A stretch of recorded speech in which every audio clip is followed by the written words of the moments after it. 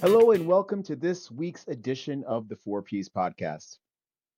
This week, we are going to, I'm always talking positive on this podcast. I always want to make sure you know that you are heading towards your purpose. You're planning properly.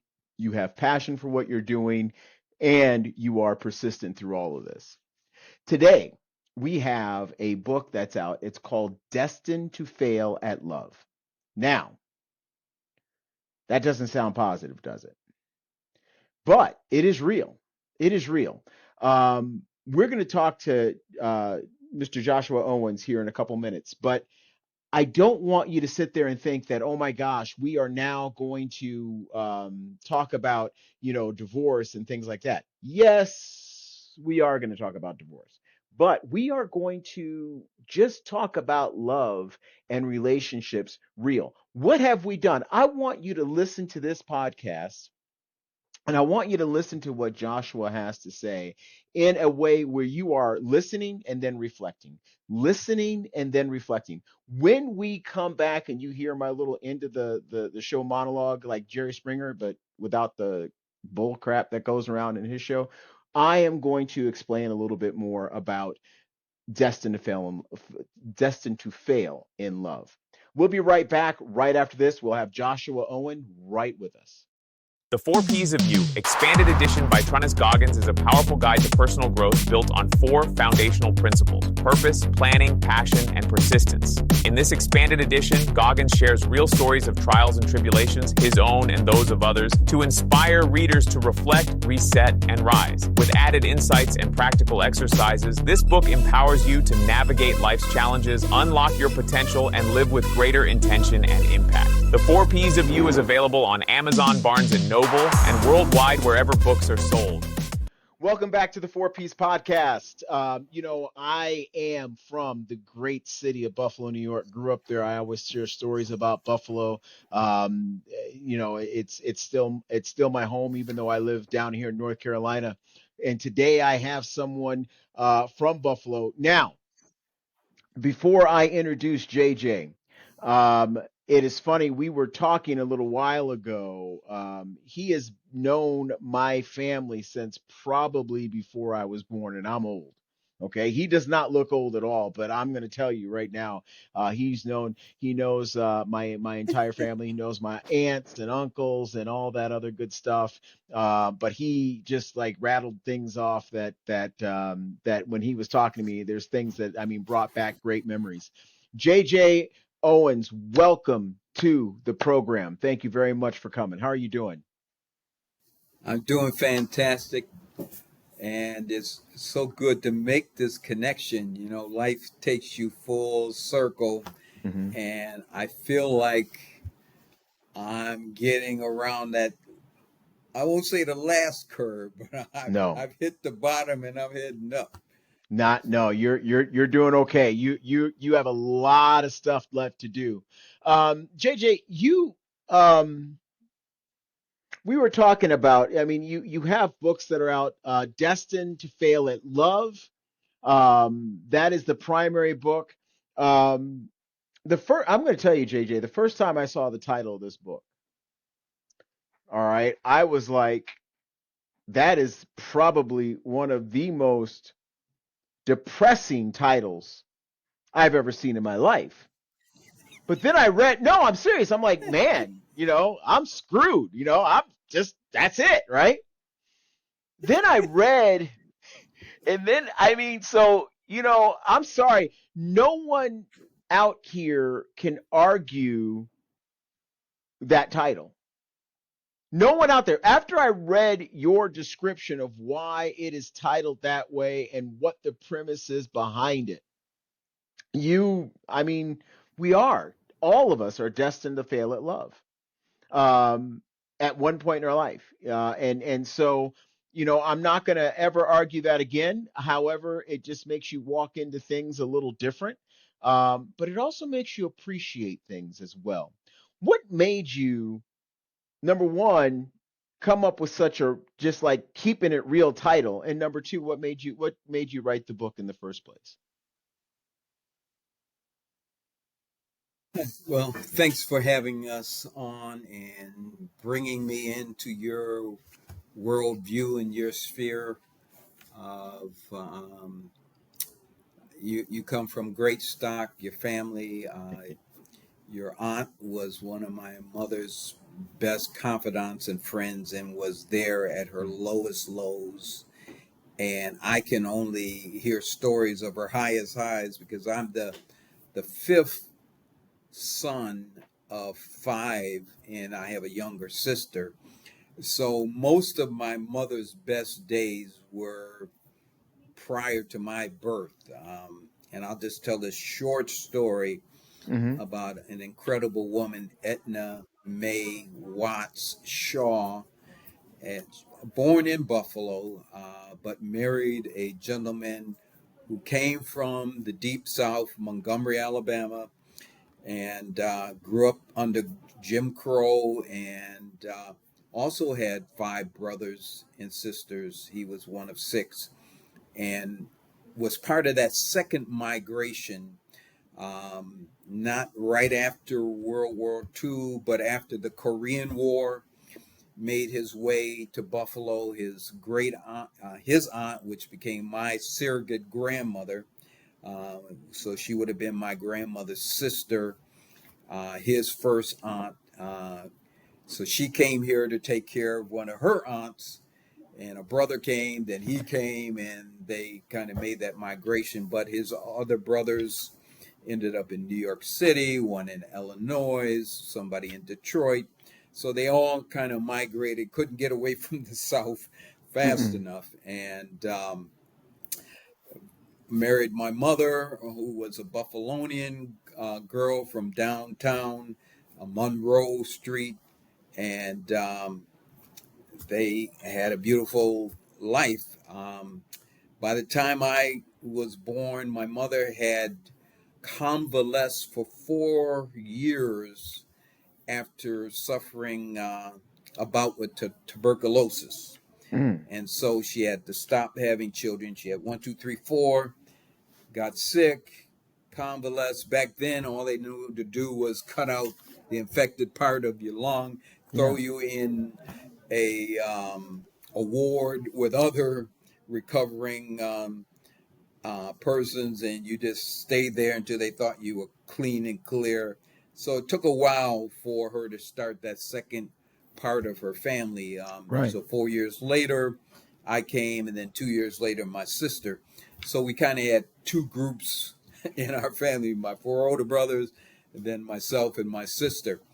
But your family were great mentors and just great friends to my mother during her hard days when her marriage kind of fell apart, and that pretty much was her life, her marriage and children. And so I saw a lot of melancholy from my Right. mother, but she had a sparkle still in her eye, and she was a great um, housewife, I guess it would be the best way to put it. And again, we're talking about the late 50s, early 60s, when that was more common than not. Uh, and so I saw, all of her good traits, but she became an alcoholic, and her last years were pretty up and down. I watched her die in front of me because she had been on the wagon for about 3 weeks or so, and took a drink on New Year's Eve, and woke up that night suffocating in her own fluid in her lungs, and that was it at 44. So she was gone. So I kind of grew up thinking that I was the big brother to my sister, and I was mature, and I was the man of the house at the time of her death, and I had these older brothers I looked up to, and I couldn't wait to kind of make up those 4 years Right. and be like them. So um, my older brothers say I was looking for nurturing, and I graduated from high school um, the summer of 1975. That was August because I didn't go back to high school because I suffered an illness earlier in my life that kept me out of school.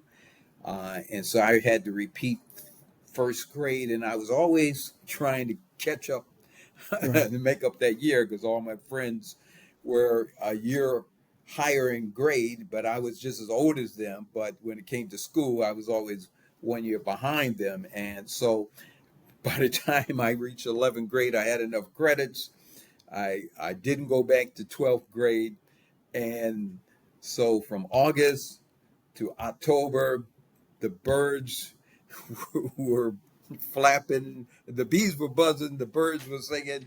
I fell in love with the first girl I ever kissed, seriously kissed, and in the same breath asked her to marry me. Kissed her, asked Wow. her to marry me, and I was married uh, October of that same year of 1975, and 10 children later from that same marriage. So I kind of miss a lot, I would say. And although, we were good Catholics, whatever you want to call it, Right. I wasn't that a sex maniac or whatever people like to say. But, two fertile people, I had, a child practically every year. There's a couple years in between a few of them, but 10 children later, I found myself falling out of love, and Right. seriously dealing with the responsibility of taking care of a lot of children, and finally made my way back to college at age 23.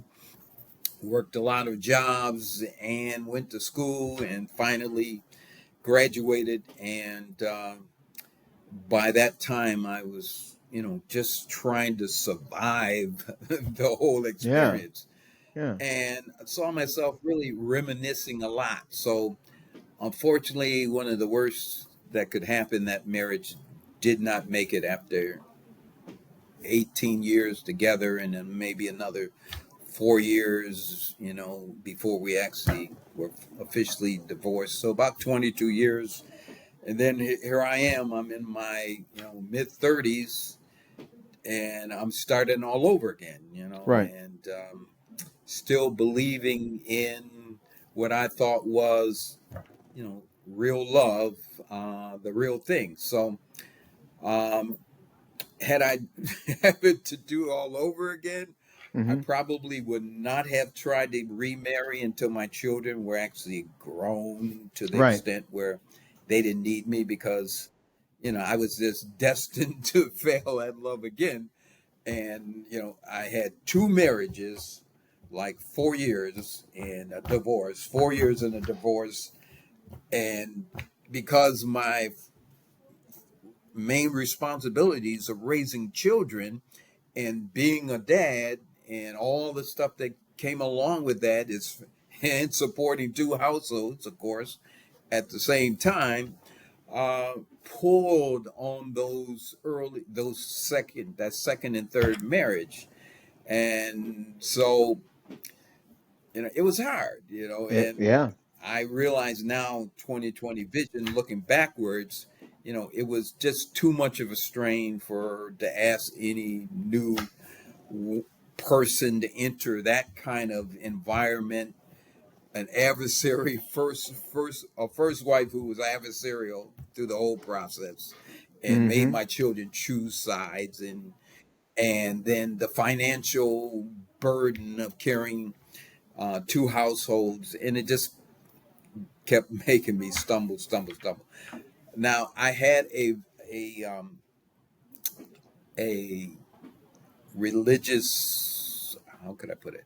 I had religious convictions that made me always seek out marriage rather than like just Yeah. shacking up or whatever. And so I was trying to live my life under what I thought were biblical principles of, if you're gonna be with somebody, you got to be married to them. So Right. Right. I kept trying, You know, and so. So I, that was really the process that stemmed on that kind of title.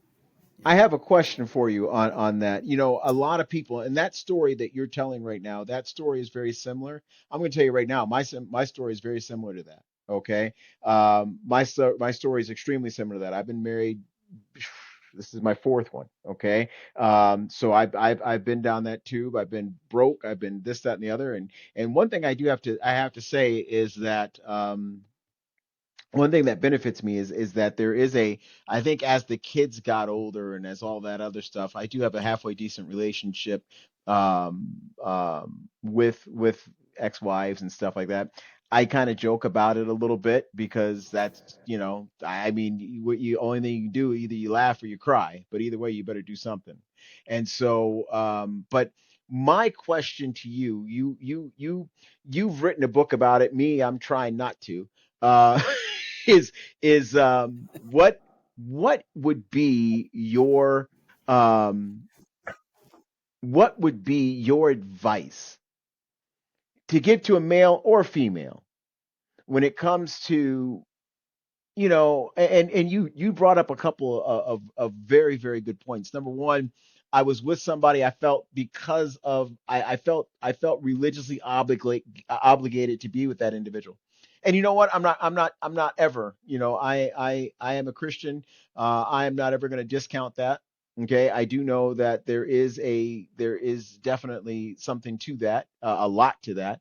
But on the same note, I think that we are in a I mean, I don't know how to I don't know how I'm going to address this. You know, we fall in love with someone. I mean, I really do. You're laughing because I really don't know how to address it because here's the thing. It's like I'm going to use an analogy here, and this is going to be horrible when I use this analogy, and this goes for male and female. Okay, when you first, my favorite pie is lemon meringue pie. I love lemon meringue pie. Love it. I love it. It's my favorite dessert on the planet. Okay, and I take a bite of that lemon meringue pie, and I sit there, and I am a sweet person. I love eating sweets. I have sweets every night after for after dinner and stuff like that. You know, and I will go 3 or 4 weeks in a row and I'll buy a lemon meringue pie. Okay.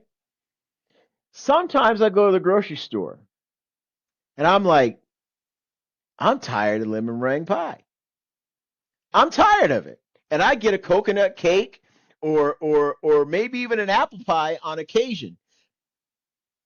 Be- that and I hate to say it, but that's sometimes I mean, we come home to lemon meringue pie all the time. It's good, but sometimes it's like, damn it, I want chocolate cake. How do you avoid that? And that's a question I must ask you. How do you avoid that? Okay, so if we took that analogy to love and relationships, Mm-hmm. and I'm with you. Uh, my grandfather was a master baker. I was born with sugar in my blood. My Mm-hmm. fathers grew up and his brothers working in the family bakery. And so, I used to be able to down a half a pie by myself or Oh yeah. half a cake or whatever. Mm-hmm. And I said, you can't do like I do because I was born with the sugar in my blood. But back to um, relationships, love has to start with self love, and you everybody, I always say, and I don't want to veer off too much, but to use this analogy, I think life is like a super Walmart. I don't know if you got Walmarts down in Mm-hmm. Yeah, we do. Mm-hmm. North Carolina. They're pretty. Before they built the superstore, it was just the smaller version. Now practically every community has a super Walmart in it or close to it, right? Maybe sometimes more than one. So in a super Walmart, there's probably 40 aisles, right? And you have all kind of varieties, choices. If you're a hunter and or a fisherman, you can spend all your time over there. If you paint or you're a fixer upper guy, there's all kind of aisles that will, for home improvement, um, clothing, shoes, whatever. If you're the electronics department, there's plenty, and then you get over to the household food items and all of that. So you can get lost in the super Walmart very easily Absolutely. if Hmm. you don't know your flavor. If you haven't figured it out yet, what are the ingredients that are paramount to your self values, your self worth, understanding who you are, what you like. Blue is my favorite color. I know that. All right. So, and I know that I could eat chicken every day of the week. I Hmm. love chicken and I love it barbecued. And you give me a piece of barbecue chicken and throw the apple pie right on the plate with it, I'm fine. That's like my cranberry sauce, all right? Right. And I could eat that meal 3 times a day, 7 days a week, because I've learned myself who I am, what I like, what I respond to, the sounds I prefer, the colors that I enjoy, the things that bring me happiness. So you had to start there, okay, before you start involving anybody else in their likes and dislikes. Absolutely. Now, the old saying is, what you can tolerate, you'll never change. And at some point you have to decide, okay, these are the tenets of my life. I know I have to stay in this lane. I got to stay in this aisle, going back to the Walmart thing. These are the ingredients I'm going to bring into my life. I'm going to visit aisle 7, aisle 6, aisle 5. I'm going to stay out of the other ones, okay? And someone else smarter than me said that nothing happens until you can make a decision, right? And so once you make a decision and you make a choice, and there's some other, and I'll just run all these down, but another smart person said that you can have anything, but you can't have everything. And so when you figure out what it is, that thing or that person, that personality that's going to bring out the spark in you, keep you lively, keep you Hmm. motivated, um, add to your life that type of person, right? And that's your lane. You got to stay in your lane, right? Absolutely. So Absolutely. you can veer off every now and then, you know, and again, when we're talking about relationships, you can we have to say you can appreciate something from a distance, right? Absolutely. Um, or this is the kind of woman or wife I would pick out for my son, but my choices are already done, right? So you're Absolutely. you're in that lane. Again, you can have anything but not everything. Once you make a choice, you're excluding some others, right, in order to have what you like, right? Hmm. So you have to kind of get to that point where you understand that about yourself and then know what your tolerance level is, right? Absolutely. What and the older you get, of course, you learn more compromise and those the skills you need to navigate through tough decisions and I all of hate to that. say this. But you gotta simplify it. Absolutely. And I hate to say this, but when you said that, I said the older you get, you realize that you can't blow your retirement money on divorce either. So that's, I mean, I'm just trying to put that out there. I'm sorry. I mean, hey, Listen, wait a minute. I'm I'm not gonna, 54, man. you I better be know, nice. Huh? Go ahead. and I got you by more than 10 years. So, There you go. and I I learned to write poetry and writing in general probably in 5th grade when the teacher said, "Sit down and write a few lines. If you make them rhyme, that's better." And I found out I was kind of like a wordsmith I wouldn't put myself way up there, because Right. there's lots of people who are better at it than me. But I understand how to say something three different ways, and I've said the same thing, and how to put the pronoun at the beginning or the end or the verb and all that. So I've learned a little bit about that in the writing process. So I have 35, 40 years worth of poetry, and I said, it's not the primary thing I'm interested in writing about, but I have it, and let me compile it and organize it in a way that I think would not only benefit myself, but benefit someone else. And so I started with the main title, um, taking about 100 poems, prose, sayings, if you will, and put them all in a book. And I have a poem that I enjoy the most. I wrote this poem about, again, 40 years ago, and it's called Unconditional Love. And basically, it takes you from the puppy love, the infatuation, and shows the contrast between self selfless love, um, and the kind of love that is not transactional. You Hmm. do this for me, I'll do that for you. Absolutely. Or, you give me so much love, I'll give you some in return, kind of thing.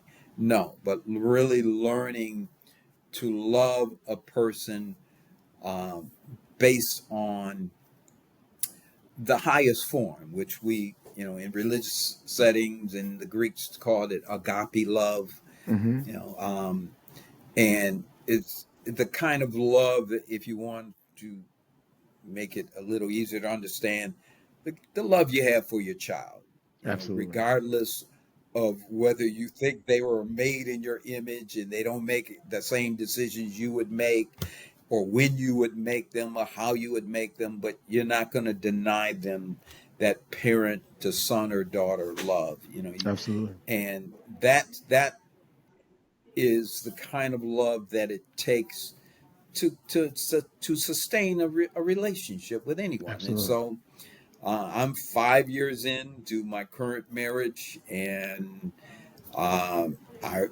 and when I thought about writing this book, I said I'm going to use that poem, Unconditional Love, take every verse, make it a chapter, throw in 5 or 6 poems underneath that relate to that verse, and build it that way. So, uh, in thinking how it might be helpful, I said, well, let me go another step. I'll do a workbook that will teach people how to read this book.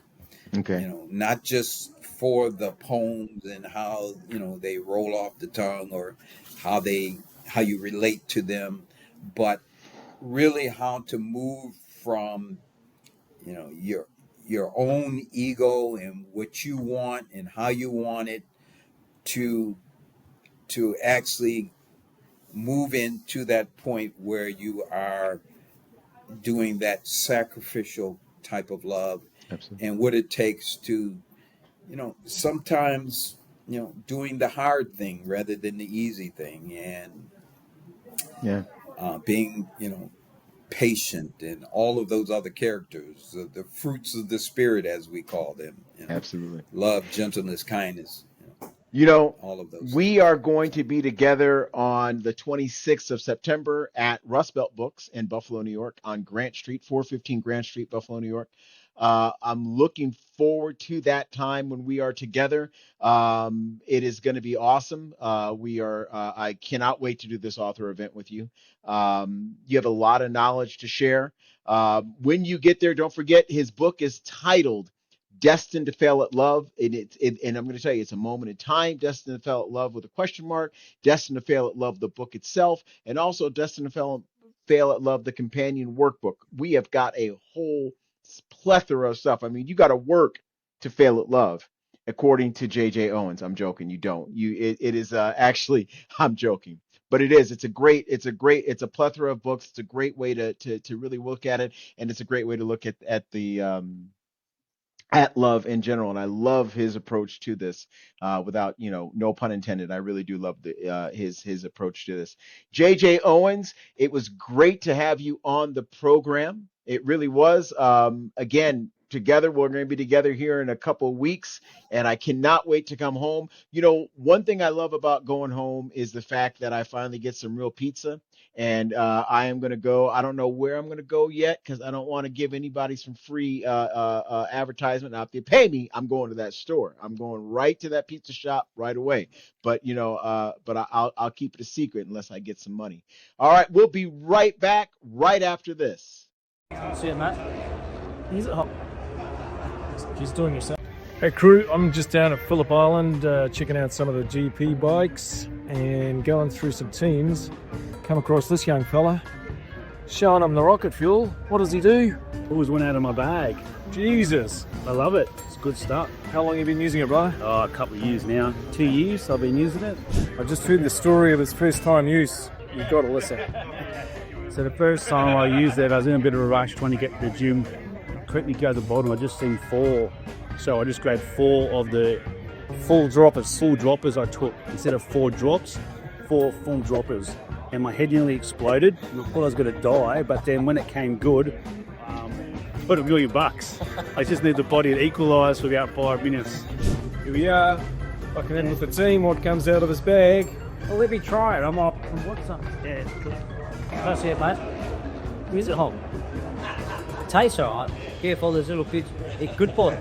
Feel better now. Yeah, really. You love it. Good, yeah, love it. I really do love it. It's a good product. Let's go.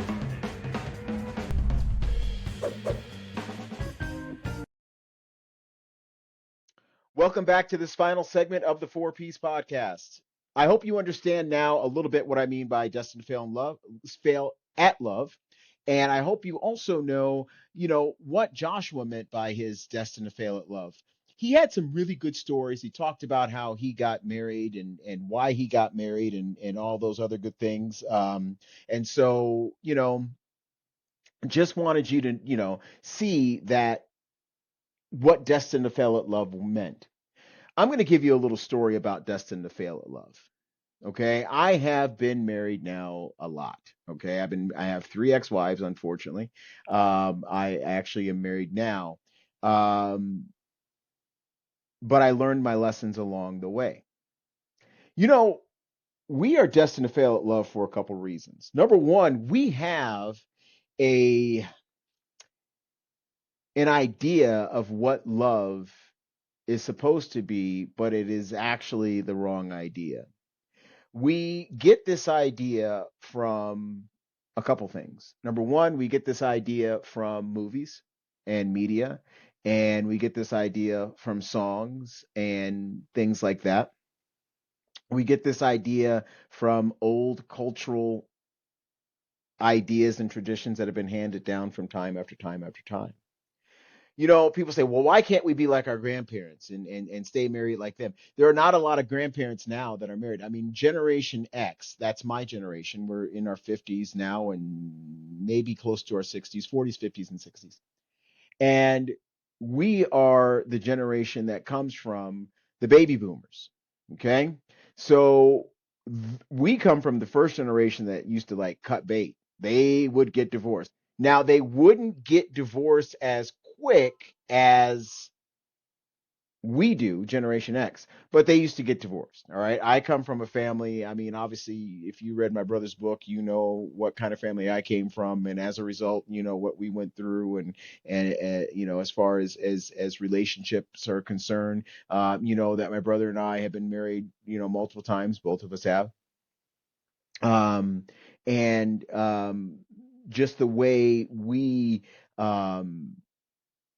deal with relationships in the past. I mean, we didn't have an example. Now, and I'm just being honest with that. We did not have the right example. I mean, we learned along the way, and I think both of us are in pretty happy relationships now. I know I am. But there's another couple things that happen when it comes to divorce in this day and age. you have to realize way back in the day, people grew together because they were always together. There were no other experiences. Okay. So people in relationships did not have any other type of experience. Okay. You lived on a farm mostly. You raised your kids. You worked on the farm. You stayed on the farm. You went out to town once in a while, went to church once in a while, went right back to the farm, and that's where you were. So as a unit, you grew together. If someone like one of your kids met somebody, either they moved to your farm or they moved to their farm. One of the two. But it was always that's the way it is. You got together a couple times for a state fair or some type of community get together, and then that's that. You're done. Okay, you were going to grow together because that's all you could do because that's all you had. As time went on, we went to the Industrial Revolution. Now we're in the technical revolution and all this other good stuff. And so what happens is now we are leaving the house. So you have one. The spouse is a mental health counselor, and the husband is a computer engineer.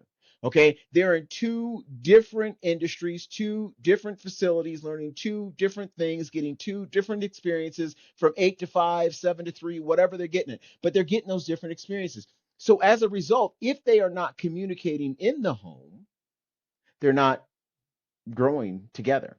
They're growing, but they're not growing together. And that's the thing. Sometimes people grow together. A lot of times we have people now, you have house spouses, and they're either house husbands, housewives, whatever, but they're house spouses. And I see this very often.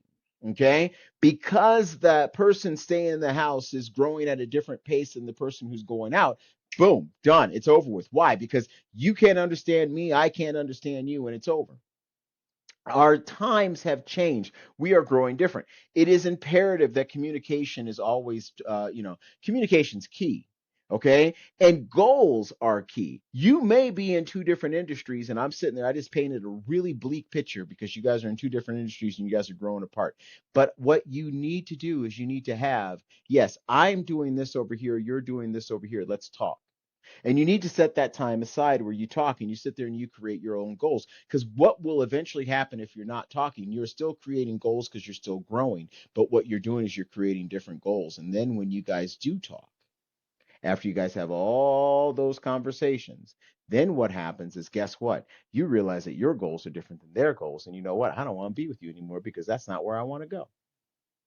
You might have a goal to move to Minnesota, but then your spouse has a goal to move to Atlanta.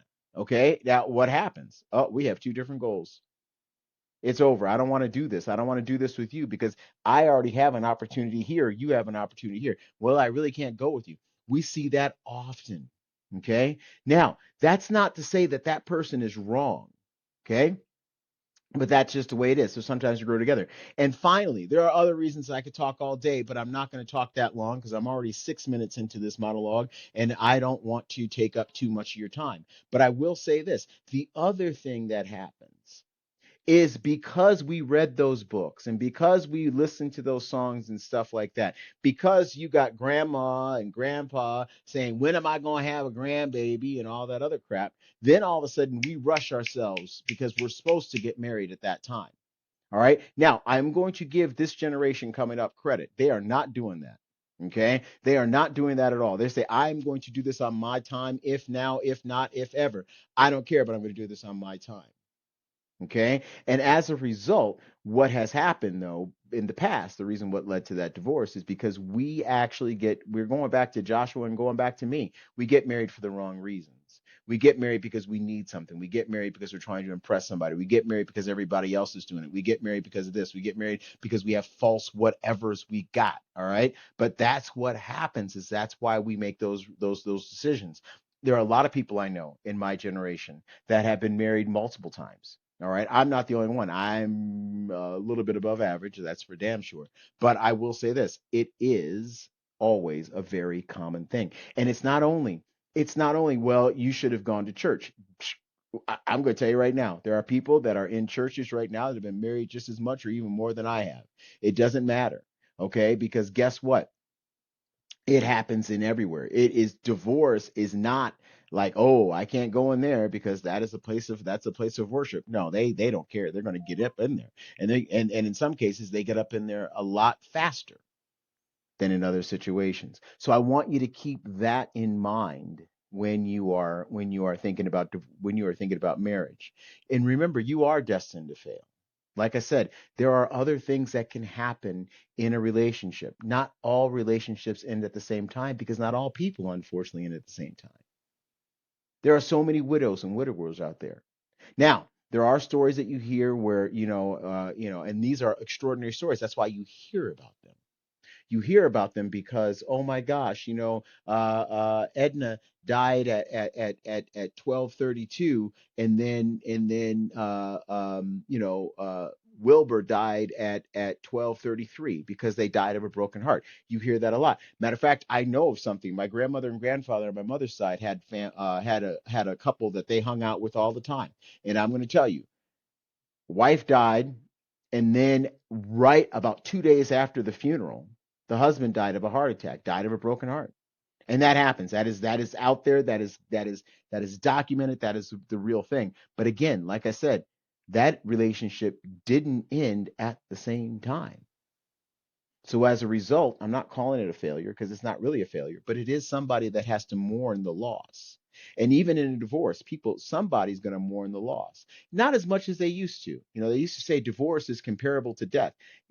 I don't see that as much anymore. I see that as it's now a transaction, which is very sad in itself because that friendship, when a relationship becomes transactional, you got a problem. When a relationship is transformational, that's going to last. And that's going to last forever because it is then transformational. When you are transforming together, there's a friendship and there's something there. When it is transactional, then you got an issue. And I'm speaking from experience on that. When you have a transactional relationship, you got a problem. Because what's going to happen is when that person cannot give you the transaction you need, or you no longer need that transaction, the relationship's done. I'm not happy anymore. Another thing is, don't get married. I'm going to finish this. Don't get married because that person makes you happy. Okay? There's a lot of things out here that make me happy. Marry somebody and be with somebody who gives you joy. Okay, my children. I just spent the weekend with my children. I'm going to tell you that I had my children. They're not children anymore. They're adults. But I had one graduate from Navy boot camp this weekend. As a matter of fact, I'm wearing my Navy polo today. I had another have a baby shower. She's about ready to have a little girl. I cannot wait. It'll be my first granddaughter.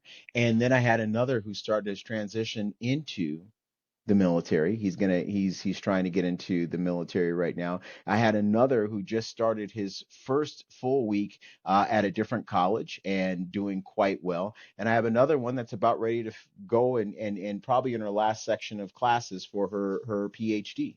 So I'm sitting here watching them and they're all doing great things. And you know what the funny thing is I was with two of my ex-wives during all of these ceremonies because I had to, because that's the way it is. The other thing is that one thing I have to say through all of the issues that I went through is that